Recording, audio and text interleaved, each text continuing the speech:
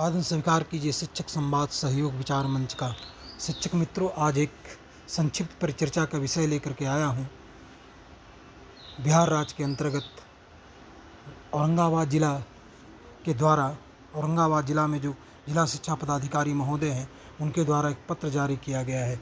यह पत्र है कुछ समय पहले बिहार राज्य के सरकारी विद्यालयों में कार्यरत जो शिक्षक हैं, उनका अपडेट एड्रेस ई शिक्षा कोष पर अपडेट करने के लिए समय दिया गया था, परंतु बहुत सारे शिक्षक उस ई शिक्षा कोष पर अपडेट नहीं कर पाए। मित्रों, इस पत्र में जो भी है, परंतु मैं वास्तविकता से आपको अवगत कराना चाहूँगा, क्योंकि बिहार में जिनकी बहाली 2005 से लेकर के 10 के बीच में हुई है, उस क्रम में अर्थात 2000 जिनकी बहाली 2005 से 10 के बीच में हुई है, उनमें से 80% शिक्षकों को मोबाइल नहीं चलाने आता है। कैसे अपडेट किया जाए मोबाइल में, स्मार्टफोन में किस तरह से प्रोफाइल खोला जाए, प्रोफाइल खोलने के बाद इस शिक्षा कोष में कैसे उसे अपडेट किया जाए, कैसे संचालन किया जाए, इसकी जानकारी उनके पास नहीं है। और ना ही इस संदर्भ में बिहार सरकार ने किसी प्रकार का उन्हें प्रशिक्षण दिया है। यदि प्रशिक्षण दिया भी होगा तो मुझे नहीं लगता है कि 2005 से 10 के बीच में जो पंचायती राज व्यवस्था के द्वारा जो बहाल शिक्षक हैं, उन्होंने प्रशिक्षण सही से लिया होगा। दूसरी बात है कि उनके पास कंप्यूटर अर्थात संगणक की जानकारी बिल्कुल नहीं है। माफ़ी चाहता हूँ, जानकारी बिल्कुल नहीं है, यानी कंप्यूटर के नॉलेज उनके पास नहीं है। अब कंप्यूटर के नॉलेज नहीं होने के कारण वो स्मार्टफोन भी सही से नहीं चला पाते हैं। ऊपर से अभी समर वेकेशन अभी चल रहा है, गर्मी की छुट्टियाँ चल रही है।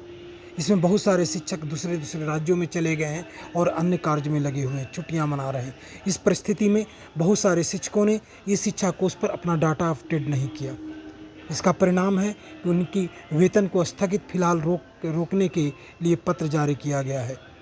मेरे विचार में अब हमारे पदाधिकारी महोदय तो इससे अग्रसूची हैं, उनका जो भी डिसीजन है सर्वोपरि है, परंतु इसमें कुछ रियायत दिया जाना चाहिए था, क्योंकि बहुत सारे शिक्षक जो हैं, खास करके महिलाएं जिनकी बहाली 2005 से 10 के बीच में पंचायती राज व्यवस्था के बीच में हुआ है, उन्हें मोबाइल से अपडेट करने में परेशानी होती है। उनको नॉलेज की कमी है, उनको परेशानी होती है, वो नहीं अपडेट कर पाते हैं।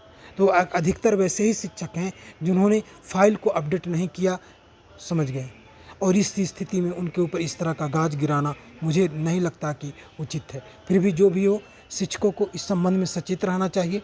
विभागीय के जो भी दिशा निर्देश मिले उसका पालन करना चाहिए। यदि विभागीय जो भी दिशा निर्देश या किसी प्रकार का काम सौंपा जाए और उस काम को यदि आप नहीं कर पा रहे हैं, तो आप अपने शिक्षक मित्रों से, अन्य सहकर्मियों से आप सहयोग लें, कैफ़े में जाकर के सहयोग लें, या अन्य संसाधनों से सहयोग लें, या सरकारी विद्यालयों में कार्यरत अन्य जो शिक्षक हैं उनका सहयोग लें और आप अपना काम पूरा करें। क्या ज़रूरत है खामखा बिना मतलब का बैठे बैठाए सर मुड़वाने का।